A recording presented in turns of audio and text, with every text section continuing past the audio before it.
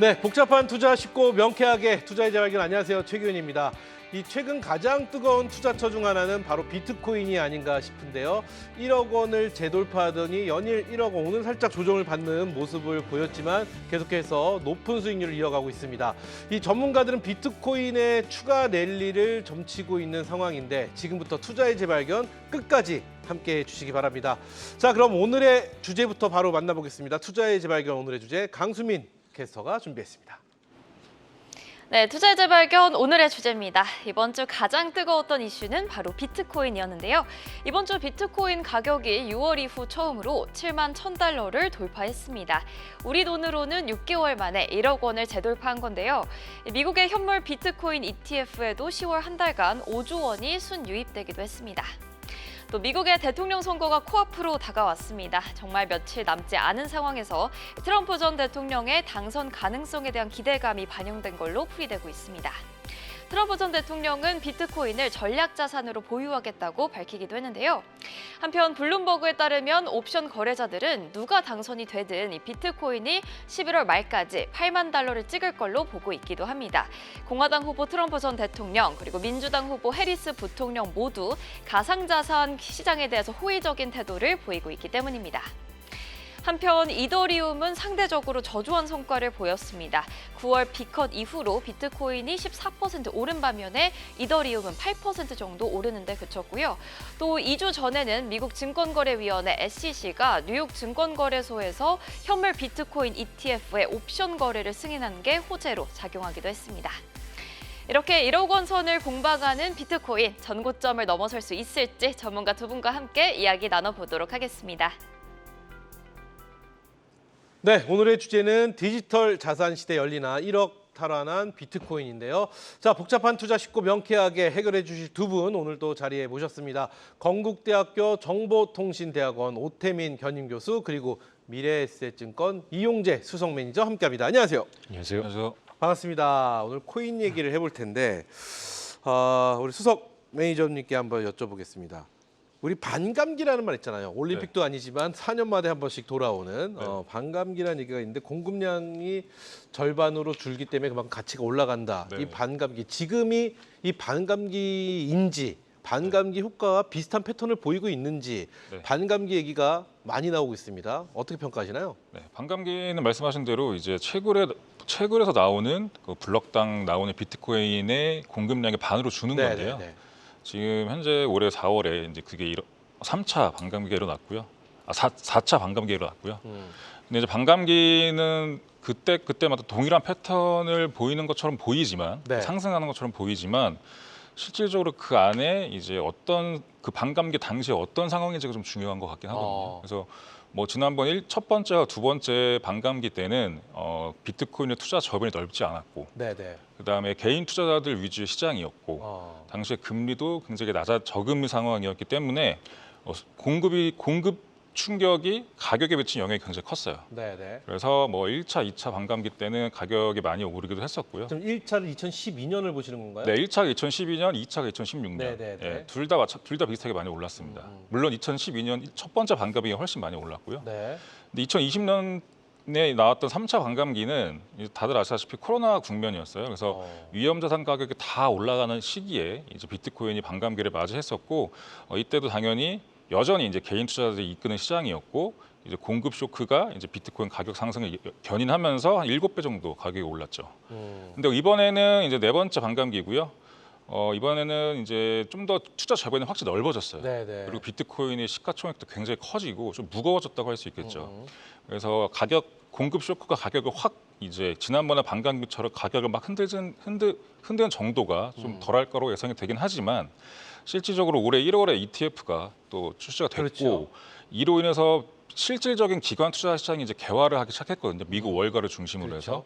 그래서 이런 것들, 기관들의 수급, 기관들이 이제 향후에 비트코인의 성장성, 블록체인 산업 발전 가능성을 믿고 투자하는 기관 진입 그 정도에 따라서 향후에 이제 이 반감기 효과가 어떻게 나타날지를 저희가 지켜봐야 될 것 같습니다. 확실히 아까 지금 화면에 보여주신 표를 보니까 24년도를 보니까 뭐 정부에서도 관심이 많은 국가들도 있고 그 기업에서도 좀 관심을 갖다 보니까 좀 뭐라고 할까요? 예전보다 좀 무거워진 느낌. 예, 무거워졌고 시장이 좀 더 다변화되는 거죠. 네, 다변화되는. 개인 일변도가 아니라 기관이 이제 보조를 맞추는 그래서 완전체된 시장이 이제 나타날 수 있다는 거죠. 그래요, 좋습니다. 또 이제 미 대선이 일주일도 채 남지 않았습니다. 이런 상황에서 미국 대통령 후보인 트럼프 전 대통령이죠. 트럼프 후보가 이 코인에 대한 비트코인에 대한 기대감을 또 갖고 있고 정책에 대한 다변화도 좀 모색하고 있는 상황입니다. 그러다 보니까 2억 원 돌파 가능성 얘기도 나오는데 어떻게 보시는지도 좀 궁금하고 그리고 교수님께 한번 여쭤보겠습니다. 이 트럼프 후보의 공약입니다. 비트코인에 관련된 선거가 이제 막바지로 가고 박빙의 선거전이 이루어지다 보니까 해리슨 후보도 이와 비슷한 공약을 또 내기 시작해서 누가 돼도 이 코인 쪽은 교집합으로 좀 수혜를 보는 쪽이 아닌가라는 얘기가 나오고 있는데 어떻게 보시나요? 누가 더 유리할까요? 아무래도 트럼프 후보가 더 유리하겠죠? 네, 트럼프 전 대통령이 만약에 11월 6일에 네. 확정이 된다면 아마 시장이 요동칠 거라고 보고 있습니다. 왜냐하면 트럼프 전 대통령이 아주 세게 말했고 네. 이 암호 자산, 가상 자산을 선거 쟁점으로 만들었습니다. 그래서 자기가 취임되는 그날 바로 게리 겐슬러 SEC 의장을 해고하겠다 그랬고요.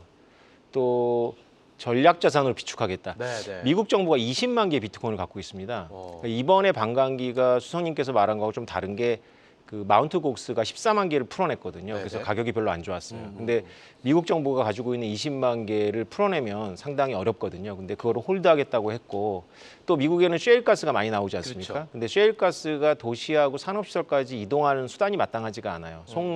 송유관을 깔지를 못하게 하거든요. 네.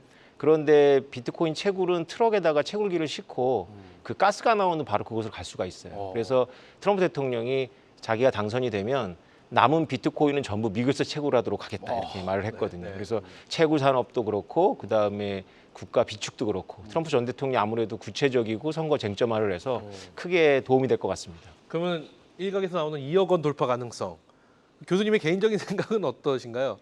가능하다 보실까요? 2억 원이 원래 이번 반감기에는 2억 5천만 원까지는 볼 수 있거든요. 근데 해리스 부통령이 대통령이 되면 처음에는 좀 고전하겠지만 나중에는 그 가격을 갈 거고 트럼프 대통령이 만약에 당선된다면 그게 아마 한두 달 내로 바로 가서 다시 이제 병합으로 가지 않을까 싶습니다. 이게 사실 잠시 후에 또 저희가 질문하면서 하나씩 이야기 듣다 보면 나올 질문인데 제가 성격이 급해서요. 그럼 지금이라도 좀 들어가 보면 네, 오늘 많이 떨어졌으니까. 그렇죠. 네, 오늘 뭐 네. 1억 원대 유지하다 빠졌습니다. 네. 그럼 지금 뭐 괜찮다 생각하시는 건가요? 비트코인의 경우는 괜찮은 것 같습니다. 그래요. 저희 끝까지 함께 해주시면은 이 코인에 대한 자세한 이야기 저희가 도와드리도록 하겠습니다. 자, 그럼 오늘의 주제는 이 디지털 자산 시대 열리나 1억 탈환한 비트코인에 대해서 이야기하고 있는데요. 비트코인 가격을 끌어올릴 요인 중에 하나로 비트코인 현물 ETF 말씀해 주신 대로 상장을 빼놓을 수 없습니다. 미국 시장에 상장된 현물 비트코인 ETF 저희가 또 1분 안에 해결해 드리도록 하겠습니다. 오늘의 핵심 1분 컷 출발합니다.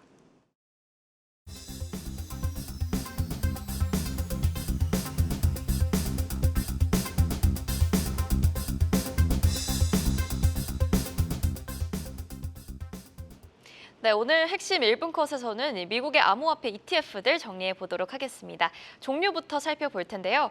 우선 비트코인 ETF는 36개, 자금 규모는 95조 원이고요. 이더리움 ETF는 종목 수가 더 적죠. 9개고 자금 규모도 8조 원 정도입니다. 올해 1월 미국에서 상장된 비트코인 현물 ETF가 올해 출시된 ETF 가운데 가장 성공적인 ETF로 평가를 받고 있는데요. 올해 가장 많은 자금이 순유입된 비트코인 현물 ETF는 지금 보실 수 있듯이 블랙록의 IBIT입니다.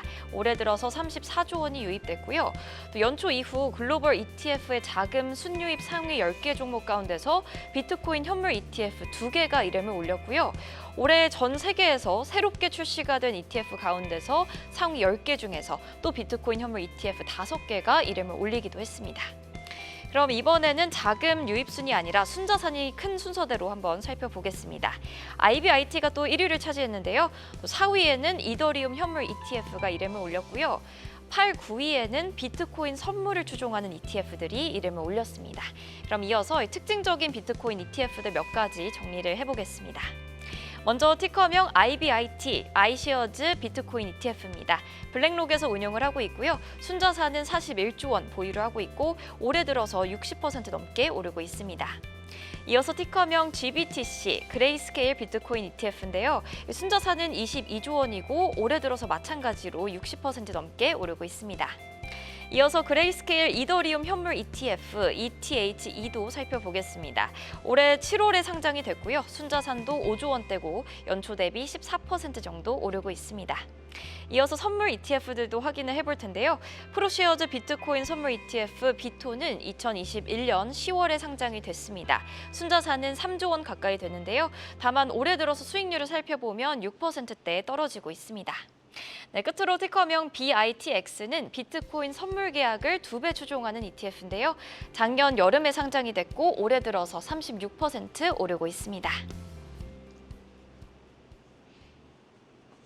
네, 이렇게 해서 1분 컷 저희가 1분 컷으로 미국 현물 비트코인 ETF에 대해서 살펴봤는데, 자, 그러면 우리 이용재 매니저님께 질문 이렇게 드려보겠습니다. 국내 시장에는 가상자산 현물 ETF가 없습니다. 네.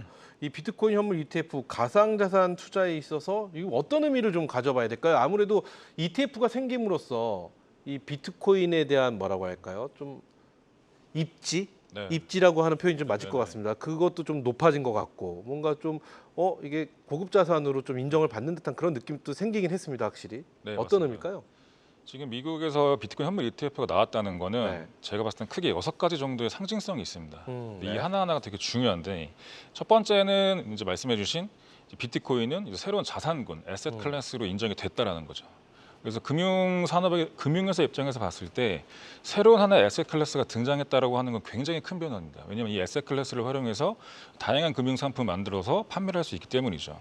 실제로 저희가 보면은 주식, 채권, 부동산, 원자재, 현금 요 정도의 에셋 클래스만 가지고 수백 수천 년 동안 이제 이런 금융 산업이 이루어진 거거든요. 여기 하나 더 네. 이제 디지털 자산, 가상 자산이라는 에셋 클래스가 추가됐다. 이거를 ETF가 인정하고 이제 출시했다라고 보면 되는 거고요. 두 번째는 이제 기관 투자자가 유입이 시작됐다. 본격적인 기관 투자자 유입. 실질적으로 기관들이 이 비트코인을 직접 담기는 좀 불편합니다. 여러 가지 이제 제약이 있기 때문에 불편한데 이제 ETF는 다르죠. 그래서 ETF는 금융 상품과 똑같이 이제 회계 처리를 하면 되거든요. 네. 그래서 수많은 기관들이 비트코인 ETF 투자를 하고 있어요. 실제로 현재 현물 ETF 중에 20%가 기관 투자자들의 물량입니다. 그럼 세 번째는 이제 ETF와 기초자산, 여기서 말하는 건 비트코인이겠죠. 이 동반 성장이 가능하다. ETF 비이클은 굉장히 첨단화된, 그러니까 전통 금융 비이클 중에서는 가장 효과가 큰 금융 상품이고요. 그래서 이 안에 올라가 있는 기초자산 역시 이제 ETF의 AUM, 그러니까 운용 자산이 커지면서 동반적으로 성장하는 모습을 보였어요. 당연히 이제 비트코인도 마찬가지겠죠. 그래서 블랙록의 IBIT는 상장된 지 1년도 안 된 시점에서 벌써 40만 개 정도의 비트코인을 갖고 있거든요. 그만큼 ETF가 넓어지면서 커지면서 이제 비트코인에 대한 투자 저변까지 굉장히 커진다라고 보시면 될 것 같고요. 네 번째는 이제 월가, 월스트리트죠. 지금 현물 ETF는 미국에만 있잖아요. 거의 미국에만, 뭐 다른 나라도 있긴 하지만 미국이 주도를 하고 있잖아요. 그래서 이제 월가가 주도를 하고 있는데, 그래서 월가는 당연히 이 ETF를 많은 투자자한테 판매를 해야 되겠죠. 그래서 네. 이제 월가들은 이 ETF 판매하기 위해서 다양한 이 시장을 육성할 겁니다. 뭐 본격적으로 ETF 마케팅을 할 거고요. 그다음에 나아가서 비트코인이란 무엇인가, 블록체인이란 무엇인가, 왜 필요한가, 우리가 왜 장기 투자해야 되는가, 이거에 대해서 굉장히 많은 교육과 마케팅을 할 거예요. 그다음에 이제 이 시장 자체도 굉장히 커질 거라고 보고 있고요. 그다음에 다섯 번째는 또 중요한 게 이제 크립토 산업의 활성화죠. 그래서 비트코인 ETF가 무탈하게 이제 운영이 되려면 이제 증권사나 이런 데만 은행만 필요한 게 아니라 비트코인 자체를 수탁해야 되는 수탁회사. 비트코인은 일반적으로 금전과 다르기 때문에 기술이 있는 비트코인 전문 수탁회사가 필요합니다. 이 수탁회사, 그다음에 ETF 운용사들한테 비트코인을 계속해서 공급해줄, 매매해줄 그런 비트코인 기관 투자 서비스 회사가 필요하고요. 마지막으로 이제 ETF가 매일매일 설정 해지가 일어나는데 이제 거기서 나오는 거래가 보통 이제 기존의 비트코인 거래소에서 일어나요. 왜냐하면 여기에 유동성이 제일 많기 때문에. 그래서 이 거래소 자체도 이제 거래가 활성화된다라는 이런 측면이 있고요. 또 마지막으로 이거 아까 여섯 번째 건 약간 우려 사항이긴 한데 그렇다 보니까 ETF가 되게 가공할 만한 위력이 있는 비이클이고 비트코인이 이 위에 얹어지다 보니까 이게 시간이 갈수록 비트코인과 메이저 알트코인에 대한 그 영향력이 ETF 쪽으로 쏠리는 거 아니냐. 그래서 월가가 이 시장을 좀 좌우할 수 있게 되는 거 아니냐. 그런 우려가 좀 생기긴 하죠. 왜냐하면 지금 벌써 ETF 현물 ETF 전체가 비트코인이 약 93만 개 정도 갖고 있어요. 굉장히 큰 물량인데 이게 더 많아질 거거든요. 그래요. 그렇게 되면 이제 월가 영향이 커지겠죠. 예, 그런 우려가 월가가 있다. ETF를 통해서 코인까지 많이 갖고 선점할 와서 수 있죠. 좌우하고 뭐 실질적으로 이 업계가 기술이 발전하면서 커져야 되는데 그거를 아까 왜곡할 수도 있다. 그래요. 약간 그런 게 있죠. 아무튼 말씀을 들어보면은 이게 ETF가 됨으로써 뭔가 굉장한 활력이나 예. 이런 여러 가지 변모되는 모습을 확인할 수 있는 건 확실한 것 같습니다. 자, 우리 교수님께 질문을 좀 드려봐야 되는데 교수님 인기가 많으셔. 채팅창이 이렇게 뜨거운 적이 있었나 싶은데 우리 오태민 작가님 인물이 제일 환한데 가족이죠? 근데 또 그 밑에 오태민 그만 잘생겨 뭐 이런 글도 올라오고 비트코인 최고의 전문가 막 이런 이야기들이 막 올라오고 있는데 어쨌든 부럽다는 말씀과 함께 질문 드려보도록 하겠습니다.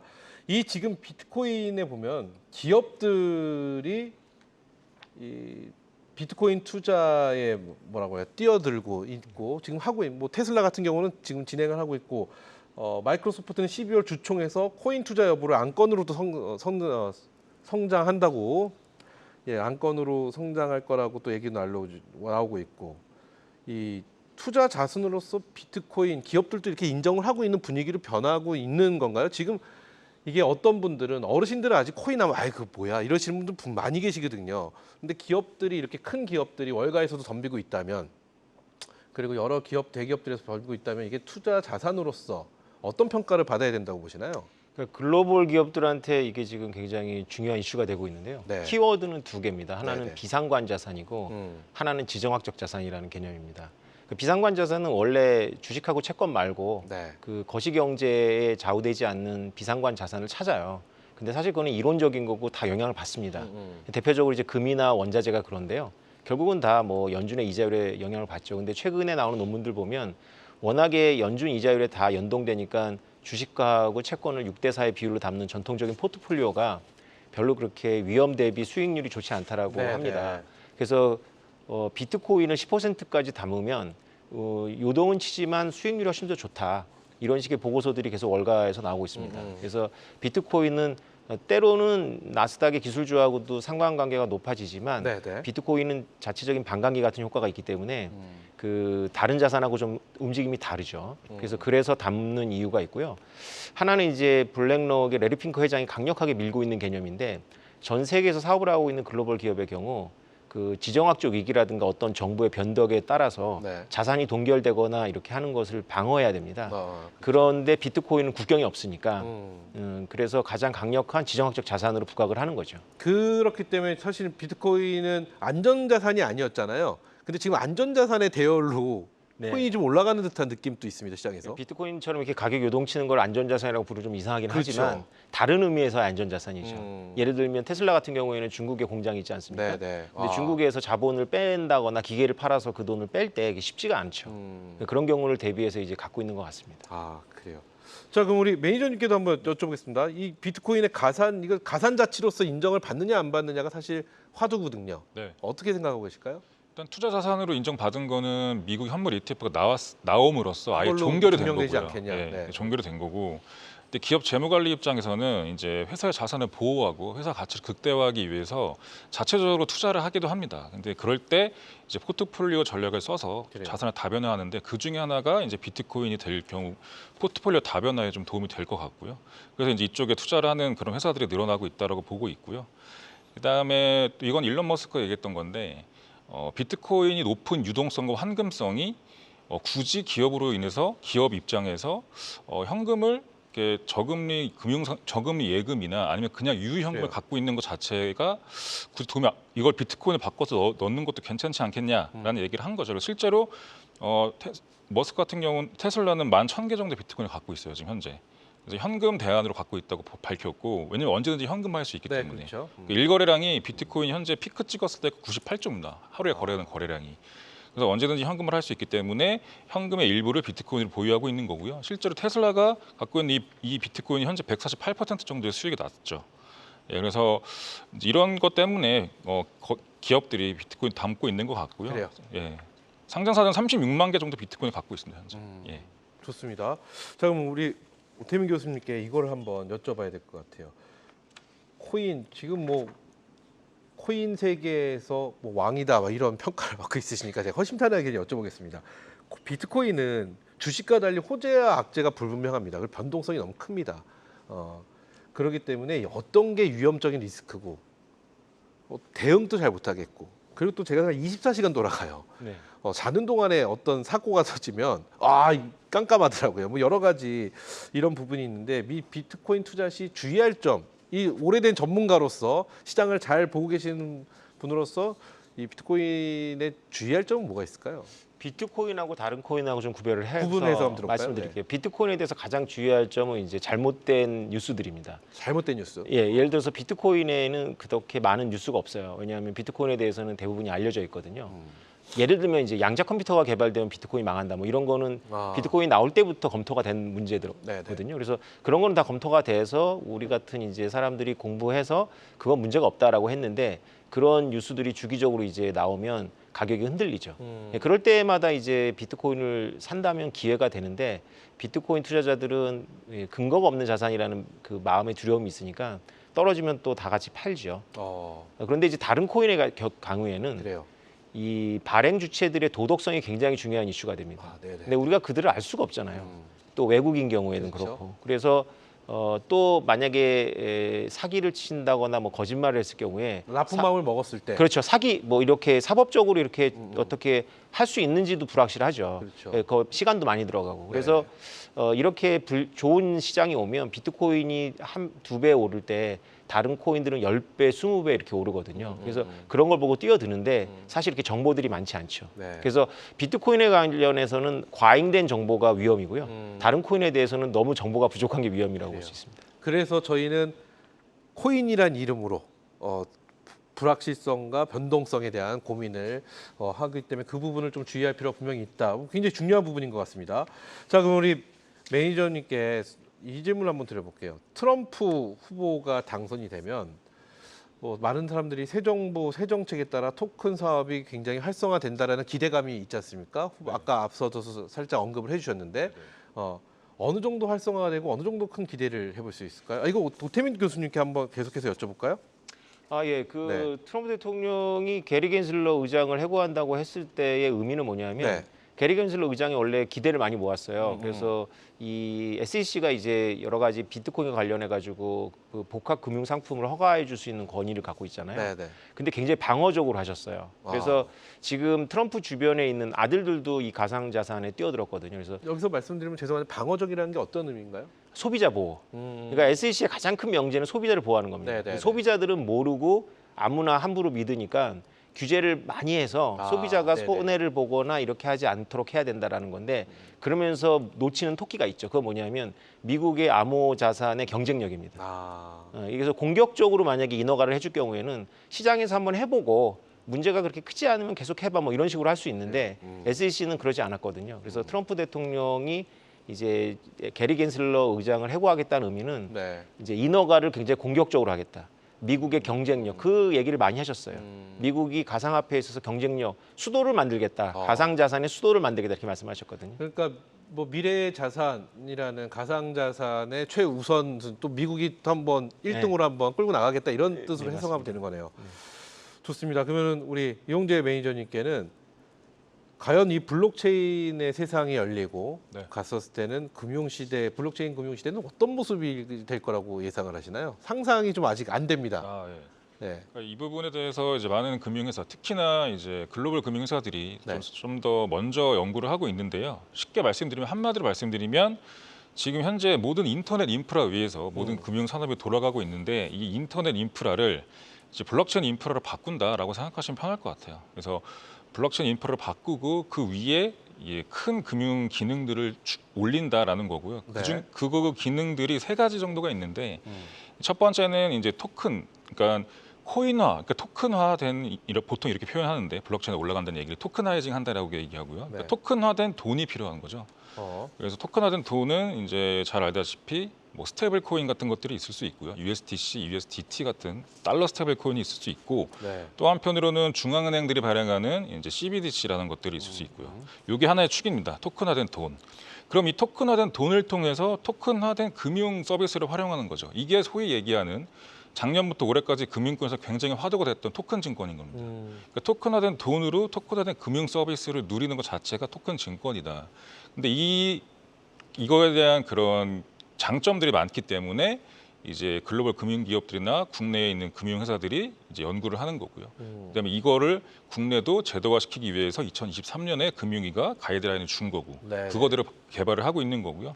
그다음에 이 두 가지가 잘 발전이 하게 되면 결론적으로 저희가 지금 쓰고 있는 뭐 간편 결제나 이런 것들이 다 이제 블록체인 위에서 돌아가고 있는 스테이블 코인 같은 것들을 바뀔 수 있다라고 저는 보고 있어요. 왜냐하면 이제 이 블록체인 인프라가 금융에만 쓰이는 게 아니라 이제 금융을 시작으로 해서 다양한 산업에서 다 쓰일 겁니다. 네, 뭐 네. 게임이 됐든 뭐가 됐든. 그래서 이런 것들 기업들이 점차적으로 블록체인 위에서 자신들의 부가가치를 제공할 거기 때문에 이제 여기에서 심리스하게 사용하려면 기존의 이제 뭐 종이 돈이나 전자화폐가 아닌 이제 토큰화된 스테이블 코인들이 좀 더 편하게 돌아갈 겁니다. 네, 네. 그리고 국경도 없이 결제하기도 편하고요. 뭐 트래블 월렛 같은 것들은 그냥 기본적으로 되는 기능이라고 보실 정도로 굉장히 국경 없이 통용될 수 있는 그런 기능들이 있거든요. 이런 것들을 통해서 요 세 가지 주축으로 해서 금융이 굉장히 많이 변할 거예요. 한 그래요? 5년 안에. 예. 뭐 굉장히가 아니라 전반적으로 다 변한다고 보시면 돼요. 네, 다 네. 변한다고 봐야 되겠네요. 네. 아직 현실 감각이 좀 떨어지다 보니까 이게 머릿속으로만 그려지다 보니까 좀 와닿지는 않는데 정말 이렇게 될까라는 생각이 드는데 교수님도 그렇게 될 것이라고 보고 계신다는 거죠. 네, 우리는 그렇게 되리라고 보고 있습니다. 어. 네, 무역하고 금융이 다 바뀐다고 보고 있어요. 그렇죠. 네. 우리 설마 하면서 여쭤보겠습니다. 수민 씨 코인 하세요? 안 합니다. 아직 안 해요. 근데 오늘 지금 비트코인 얘기 들었잖아요. 네. 느낌이 어떠세요? 근데 아직까지 뭔가 막 뛰어들기가 저는 조금 두려워요. 그래요. 두려움이 있을 수 있죠. 충분히 좀 두려움은 있을 수 있는데 지금 말씀을 들어보니까 다른 것과 비트코인은 좀 확실히 구분해서 좀 볼 필요가 있지 않나라는 생각을 한 번 더 하게 되고 비트코인은 그나마 좀 안전적인 장치가 걸려져 있는 듯한 느낌이 나름 좀 있다는 생각을 들어봤습니다. 자, 그럼 복잡한 투자 쉽고 명쾌하게 투자의 재발견 오늘의 주제 디지털 자산 시대 열리나 1억 탈환한 비트코인에 대해서 이야기 나눠봤는데요. 자, 오늘의 결론을 한번 만나보겠습니다. 오늘 결론은 한 줄 평으로 한번 가보겠습니다. 먼저 우리 오태민 교수님부터 비트코인 투자에 대해서 한 줄로 정리를 해주신다면 비트코인이란 무엇인가요? 나에게 비트코인이란? 네, 트럼프 이후 더 중요해진 지정학적 자산이다. 트럼프 이후 더 중요해진 지정학적 자산이 비트코인이다. 네. 좀 해설을 해주십시오. 트럼프 대통령이 아무 생각 없이 그냥 비트코인을 이렇게 밀고 있는 건 아닙니다. 네. 이런 말도 하셨어요. 비트코인을 많이 비축해서 미국의 부채를 해결하겠다.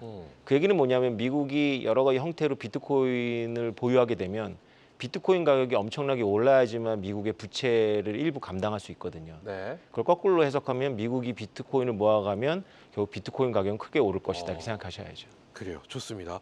자, 그러면 우리 이용재 매니저, 수석 매니저께도 한 줄 평, 나에게 비트코인이란 한 줄로 평가하신다면? 변동성이 크기 때문에 이제 비트코인 투자하실 때는 적립식으로 하셔라. 그래서 비트코인 그쵸. 투자도 적립식으로 해야 된다. 네, 왜냐하면 캐스터님 같은 경우처럼 뭔가 좋은 건 알겠는데 네. 선뜻 투자하기가 두려운 사람들이 굉장히 많아요. 그렇죠. 그런 분들이 시작하기에는 이제 적은 금액을 네. 거의 되게 꽤 주기적으로 뭐 일주일, 한 달 이런 식으로 해서 계속 투자하는 게 적립식과를 극대화할 수 있거든요. 비트코인. 수시로 단 대형주 모으듯이. 그렇죠. 모으듯이. 네. 예. 근데 이제 평단가에 낮추면서 모을 수 있는 거죠. 예. 그런 쪽으로 했을 때 거의 비트코인이 제일 적합합니다. 적립식 투자에. 예. 그래요. 좋습니다. 변동성이 큰 비트코인 적립식으로 투자하라. 이런 또 한 줄 평을 해주셨습니다. 자, 복잡한 투자 쉽고 명쾌하게 투자의 재발견 함께하고 계신데요. 계속해서 우리 또 시청자 여러분들이 궁금증을 해결해 보는 시간으로 이어가도록 하겠습니다. 이 시간은 우리 강수민 캐스터가 준비했죠? 네. 먼저 첫 번째 질문인데요. 비트코인 가격이 계속 설마 오를까요? 계속 오르면은 비트코인은 언제 매수해야 될까요? 라는 질문인데요. 교수님 답변해 주시죠. 그렇죠. 너무 궁금해요. 비트코인은 매수 타점을 모르겠어요. 이게 지금 오늘 같이 좀 떨어지면 이제 이렇게 좋은 장에서는 그래도 조금 살 수 있는 수성이 말한 그 적립식 투자하기 좋은 날이고요. 네. 이렇게 반감기가 본격적으로 시작되고 나면 지금 시점으로 1년 동안 시장이 좋습니다. 네네. 근데 두 번째, 세 번째 다 똑같았는데요. 1년 6개월, 반감기로부터 1년 6개월, 불장 시작하고 1년 이후에 폭락합니다. 그래서 그 폭락을 그러니까 반감기에 올랐던 기간 한 1년 정도를 보시고 그렇죠. 그 이후에는 다시 폭락. 그러니까 지금부터 1년이 되게 좋다가요. 네. 내년 이맘때쯤 폭락을 합니다. 아. 폭락하는 계기는 많은데요. 어느 거래소가 해킹을 당했다거나 아니면 다른 비트코인과 무관한 다른 알트코인이 크게 망했다거나 아니면 미국이나 유럽이나 일본이 규제적으로 확 방향을 틀었다거나 뭐 이런 뉴스 때문에 폭락을 시작하는데요. 비트코인의 강연을 좀 방어를 60% 정도는 하는데 다른 알트들은 90% 이상 무너집니다. 그래서 사실 비트코인 투자는 남들이 비트코인이 두렵고 희망이 없다라고 할 때 하는 거죠. 지금 이렇게 들썩일 때는 사실 약간 조금 늦은 겁니다. 그러면 오늘 예를 들어서 오늘 같은 기회는 매수의 찬스라면 매도는 그럼 1년 후에 그때쯤 돼서 준비하면 되는 거네요. 자기 목표 가격을 놓고요. 지금부터 1년 안에 어떤 적절한 가격에서 매도하시면 될 것 같아요. 왜냐하면 그 가격이 다시 몇 년에 돌아오거든요. 패턴을 봤을 때는. 그래요. 시청자분이 궁금한 게 저의 궁금증. 사실 질문 제가 부탁드렸어요. 제 궁금증이었습니다. 그래요. 네, 또 두 번째 질문인데요. 이 비트코인 ETF에 투자를 하게 되면 현물 2,100만 개 중에 하나를 사는 걸까요? 아니면 ETF가 그냥 하나 나오는 걸까요? 라는 질문인데요. 이용재 수석 매니저님 답변 주실까요? 비트코인은 총 발행량이 2,100만 개로 한정되어 있습니다. 그 이상 나올 수가 없고요. 그렇죠. 이제 ETF 역시 이제 그 2,100만 개 중에 유통되고 있는 것들을 이제 ETF에서 편입을 한다고 보시면 될 것 같아요. 그래서 이제 새롭게 비트코인이 하나 생성되는 건 아니고요. 그래서 말 그대로 비트코인 현물 ETF가 만약에 청산된다. 그러면 ETF 보유 물량만큼 이제 ETF 갖고 있는 실제 비트코인을 나눠서 이제 투자자들이 갖게 됩니다. 똑같은 비트코인입니다. 그래요. 이 발행량이 정해져 있기 때문에 이 가치가 점점 올라가는 거잖아요. 그렇죠? 그렇기 때문에 ETF에 활용되는 거는 현재 시장에서 거래되고 있는 그 물량만큼만 된다. 이렇게 명쾌하게 또 말씀을 해주셨습니다. 자, 오늘 재밌습니다. 오랜만에 또 코인 이야기를 하다 보니까 너무 재밌는데 시간이 다 됐지만 짧게 그러면은 우리 오태민 교수님은 지금 비트코인을 해야 되는 딱 맞는 시기다 이렇게 평가하신다는 거죠. 아직 비트코인에 대해서 두려움이 있다든지 혹은 한 발 떨어져 계신 분들 아니면 난 비트코인은 관심 없어 하시는 분들 이렇게 할 수 있는 조언이 있으면 아주 짧게 두 분 한 번씩 듣고 마무리 짓도록 하겠습니다. 네, 지금도 좀 늦었는데요. 지금 안 하면 안 해도 되는데 3년 후에는 다시 하셔야 됩니다. 그래서 3년 기다릴 거면 지금 하고 1년 안에 좀 약간 정리를 하시는 게 수익률로는 좋을 겁니다. 수익률로 좋을 것 같다. 우리 수석 매니저님께서는요? 저는 비트코인 같은 경우는 굉장히 축적하면서 많이 모아가는 타입인데요. 이제 산업적인 큰 흐름을 보고 투자합니다. 그래서 만약에 트럼프가 계속 얘기하는 것들 두 개가 있어요. 금융규제 완화, 그다음에 가상자산 육성. 이 두 가지는 붙을 겁니다. 그래서 월가가 더욱더 이제 가상자산을 쪽에 진출을 할 거고요. 그런 것들에 대해서 큰 기대를 하고 있고 그런 거에서 동의를 하시면 이제 투자를 하시는 게 좋죠. 좋습니다. 자, 여기까지입니다. 우리 또 시청자 여러분의 궁금증까지 쉽고 명쾌하게 풀어봤는데요. 자, 오늘 함께해 주신 두 분 그리고 강수민 캐스터는 여기서 인사드리도록 하겠습니다. 오늘 도움 말씀 감사합니다. 네.